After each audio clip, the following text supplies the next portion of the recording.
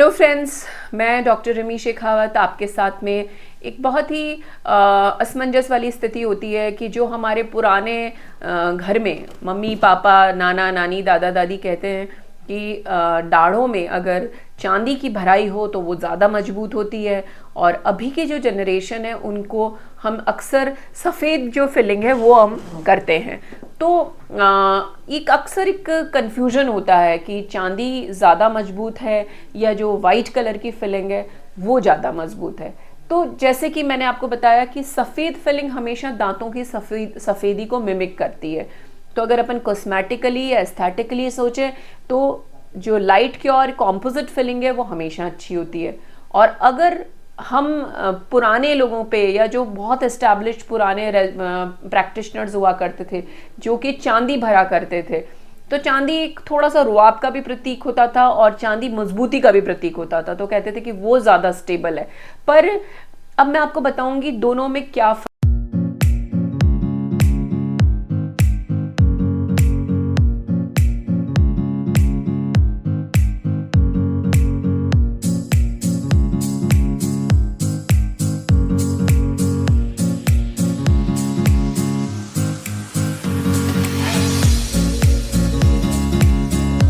तो देखिए फ्रेंड्स, जब हमें चांदी भरनी होती है, जो भी कैविटी होती है दांत में, जैसे कीड़ा लगा, आप डॉक्टर के पास जाते हैं तो वो उसकी सफाई करता है, कैविटी क्लीन करता है। तो चांदी को होल्ड करने के लिए दांत की ज़्यादा बड़ी यानी कि थोड़ा सा इन्वेजिवली हमें ड्रिल करना पड़ता है ताकि चांदी को होल्ड किया जा सके। जिसके विपरीत कॉम्पोजिट फिलिंग के अंदर हमें बहुत ज़्यादा दांत को नहीं ड्रिल करना पड़ता है। जो जितनी कैविटी उसे हम क्लीन करते हैं, और विद टाइम बहुत अच्छे बॉन्डिंग मटेरियल्स आ गए हैं कि जो मिनिमल ड्रिलिंग के बाद में भी कॉम्पोजिट फिलिंग को विद होल्ड करता है। दूसरी बात रही दर्द की, तो कि पेन, अक्सर ये डर होता है कि फिलिंग कराने में कितना पेन होता है। देखिए फ्रेंड्स, फिलिंग अक्सर तभी की जाती है जब सिर्फ सुराख है और वो पेनलेस है। अगर पेन के साथ आप जाते हैं तो अक्सर वो रूट कैनाल पे चला जाता है दांत। बट अगर आपका पेनलेस है और अभी आपको सिर्फ खाना फंसने की समस्या है तो सिंपली उसे क्लीन करके हम कॉम्पोजिट फिलिंग कर सकते हैं। कॉम्पोजिट जो सिल्वर फिलिंग है उसमें चांदी और पारा यानी कि सिल्वर अलॉय और अमलगम मिलाया जाता है। और कॉम्पोजिट के अंदर डिफरेंट टाइप का एक रेजिन होता है। रेजिन कहें तो एक पेस्ट टाइप चीज़ होती है जिसे कि पुश करके फिल किया जाता है, और उसमें डिफरेंट जो एडवांस्ड टेक्निक्स आई हैं उसकी वजह से कॉम्पोजिट को और भी ज़्यादा मजबूत बनाया जा रहा है। दूसरा जो वाइट मटेरियल होता है, बहुत कॉमनली यूज़ होता है, वो है glass ionomer cement. Glass ionomer cement की ये ब्यूटी है कि कई जो कैविटीज़ डीप होती हैं और जिसमें आगे चांसेस होते हैं कि वो जाके नस को एक्सपोज करें, उसमें ग्लास आइनोमर बहुत अच्छा बेस बनाती है। और ग्लास आइनोमर कई बार न्यूट्रलाइजर का काम करती है, और ये जो सीमेंट है ये एक दवा का भी काम करती है। तो ग्लास आइनोमर बहुत पुरानी, काफ़ी पॉपुलर पद्धति है। अक्सर हमारे आर्मी में और जहाँ पे बल्क ट्रीटमेंट्स होते हैं वहाँ पे ग्लास आइनोमर सीमेंट्स को बहुत ही पॉपुलर तरीके से यूज़ किया जाता है। तो वो भी सफ़ेद होती है। और अक्सर फिलिंग की लॉन्जेविटी और स्टेबिलिटी डिपेंड करती है कि फिलिंग किस लोकेशन में की गई है दांत के। अगर दांत के बीचों बीच फिलिंग है और उसके चारों तरफ टूथ मटेरियल है तो उसमें आप चाहे कोई भी फिलिंग करेंगे वो बहुत लॉन्ग लास्टिंग रहेगी। पर अगर दो दांत के बीच की जगह है जो कि बहुत ज़्यादा स्ट्रेस पे होता है, जब आप चबाते हैं तो सारा स्ट्रेस उस दो दांत के बीच में ही जाके होता है, तो वहाँ पे अक्सर ये कॉम्पोजिट फिलिंग है, उसे अगर प्रॉपर टेक्निक से यूज़ किया जाए तो बहुत अच्छा रिजल्ट देती है।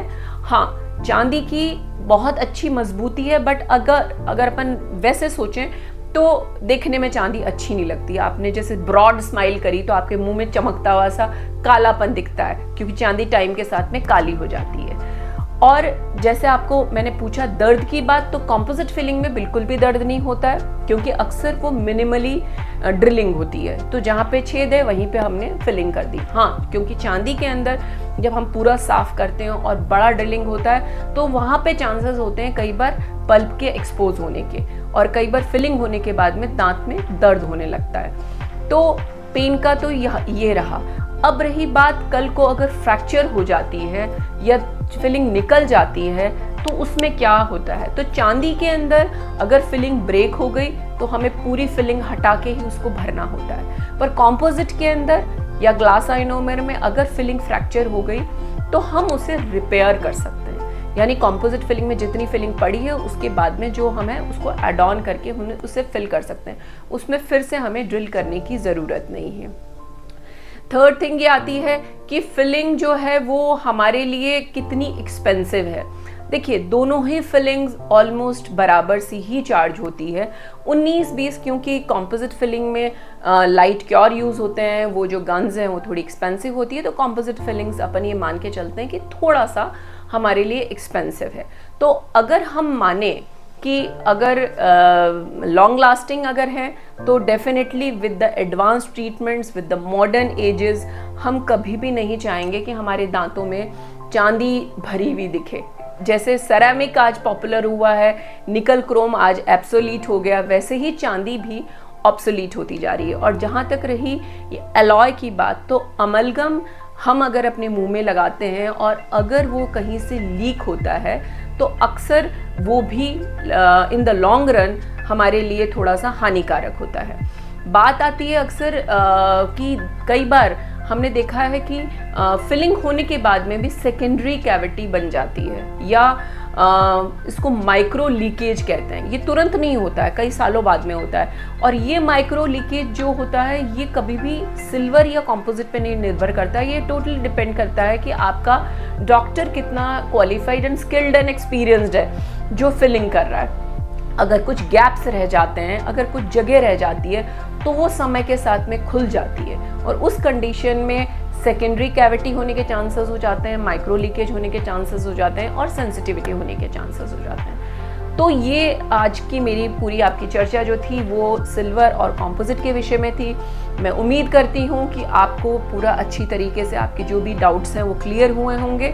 अगर आपको कोई फिर भी डाउट रहते हैं तो आप हमें लिख सकते हैं, आप हमारे नंबर पर संपर्क कर सकते हैं। पर दोस्तों, समय का ध्यान रखिए, देर रात या बहुत सुबह सुबह तड़के आप कॉल करेंगे तो आपको जवाब नहीं मिलेगा। कोशिश करिए कंसल्टेशन आवर्स में हो तो आपको जवाब मिल पाएगा। धन्यवाद दोस्तों। मेरा सेंटर जयपुर राजस्थान में है, मरुधर डेंटल सेंटर के नाम से। पिछले 25 से 30 साल से हम लोग प्रैक्टिस कर रहे हैं, एडवांस टेक्निक्स के साथ में, और आप हमारे साथ टाइम टू टाइम सारे के सारे वीडियोस के ज़रिए आपके समस्या का निराकरण भी करते हैं। Thank you so much.